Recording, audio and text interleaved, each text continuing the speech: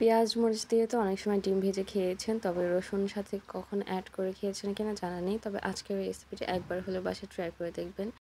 আসসালামু আলাইকুম।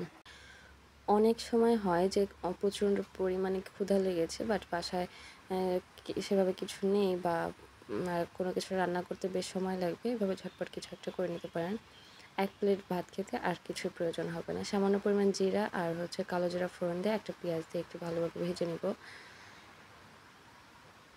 আমি এখানে একজনের পরিমাণে দেখিয়ে দিচ্ছি, আর চাইলে পারে আপনারা আ পরিমাণটা বাড়িয়ে বাসার সবাই মিলেও খেয়ে দেখতে পারেন। পেঁয়াজটাকে হালকা একটু ভাজা, ভাজা হয়ে গেলে রসুনটা দিয়ে দিচ্ছি। যেহেতু কালো কড়াইতে কন্ট্রাস্টে এগুলো একটু বেশি ডার্ক লাগছে, আসলে এতটা ডার্ক করে ভাজিনি।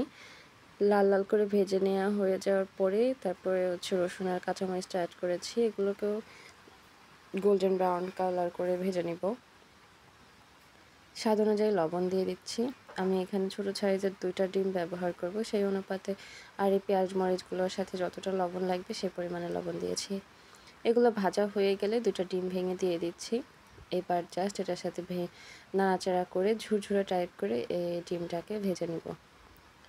ট্রাস্ট মি, যারা ভর্তা ভাজি খেতে পছন্দ করেন, এই ডিমের রেসিপিটা আপনাদের কাছে ভীষণ পছন্দ হবে। গরম ভাতের সাথে বা ঠান্ডা ভাত যার সাথেই খান না কেন দুর্দান্ত লাগবে। আমি জানি এরকম রেসিপি দেখে অনেকে বলবে এটা আবার কি রেসিপি হলো বা এটা শেয়ার করার কি হলো, তবে আমি বলবো এভাবে একবার খেয়ে দেখবেন, আশা করছি আপনাদের অনেক ভালো লাগবে। তো এবার হচ্ছে আমি একটু শাহি জিরা যেটা থাকে বাসায়, সেই শাহি জিরা দিয়ে দিচ্ছি। তবে যদি কারো কাছে না থাকে সেটা স্কিপ করতে পারেন। আর খুবই সামান্য পরিমাণে একটু মরিচের গুঁড়া দিয়েছি, যাতে করে একটা ভালো কালার আসে আর রসুন পেঁয়াজগুলোর সাথে ভালো করে মিশে একটা ফ্লেভার অ্যাড করে। ব্যাস, এবার হচ্ছে নাড়াচাড়া করে ডিমটাকে ভেঙে, ভেঙে ঝুরঝুরে করে ভেজে নিব। তারপরে ভাতের সাথে খেয়ে ফেলবো। আজকে এই সহজ রেসিপিটি কারো যদি ভালো লেগে থাকে বা কেউ যদি বাসায় ট্রাই করে থাকে, তাহলে আমার কমেন্ট করে জানাতে পারেন। আজ এই পর্যন্তই, দেখা হবে অন্য কোনো রেসিপিতে, সহজ কোনো রেসিপিতে। সবার সুস্থতা কামনা করে বিদায় নিচ্ছি। আল্লাহ হাফেজ।